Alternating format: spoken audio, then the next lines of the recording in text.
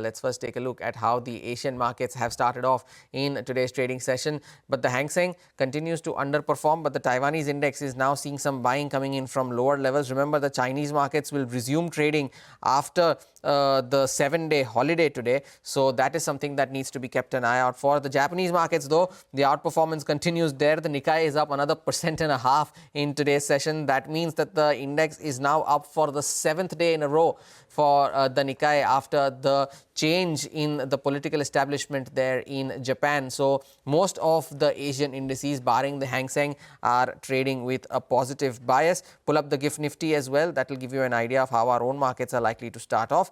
And currently, the implied open is suggesting a positive start. It was currently flat in the earlier ticks, but it has now picked up the pace, and we are expecting some positive start to our markets as well. But you know, yesterday's session, if you take a mirror, if you take Tuesday's trading session, put it in a Xerox machine and take it out, you would see Wednesday's trading session. It was exactly the same. You opened higher, the intraday recoveries were sold into and the dips were bought into. Now the bulls will not like two things though. The bulls will not like the fact that the streak of the higher highs and higher lows that the Nifty was making, that was broken yesterday. We made a lower high and a lower low. The other bit is that both the Nifty and the Nifty Bank ended at or near the lowest point of the day. That is something that the bulls will not like. All sectoral indices were in the red, but the only one that stood out was the Nifty IT index. The IT index was the only sectoral gainer yesterday. Every single constituent of the index gained ahead of TCS reporting results today. Even TCS was up 2% in yesterday's trading session, continuing its rebound from the 52-week low. Yet another day, the advanced decline was adverse in favor of the declines.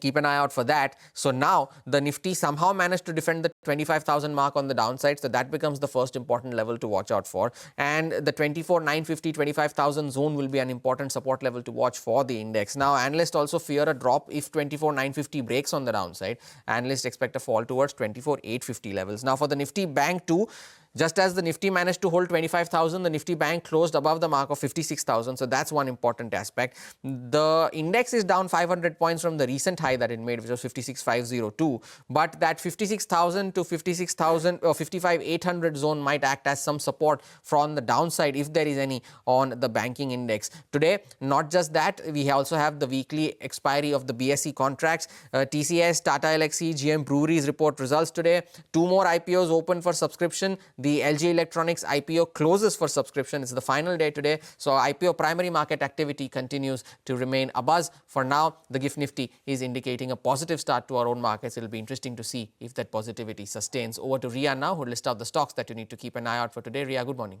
Good morning, Hamas. Let's start off with IRB InvIT Fund today on the back of its QIP launch.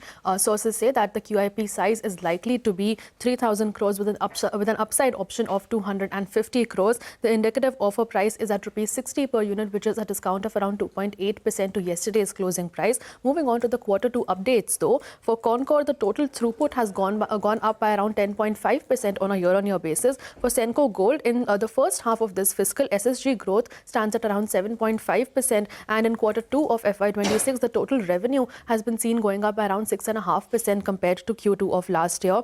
For Prestige Estates, the collections have seen an increase of around 55% on a year-on-year basis, coming in at roughly 4,212 crores. And for Info Edge, for their Q2 update, that standalone billings are now at rupees 729 crores versus 650 crores in Q2 of last year. Moving on to some stocks, to some companies that have announced certain investments.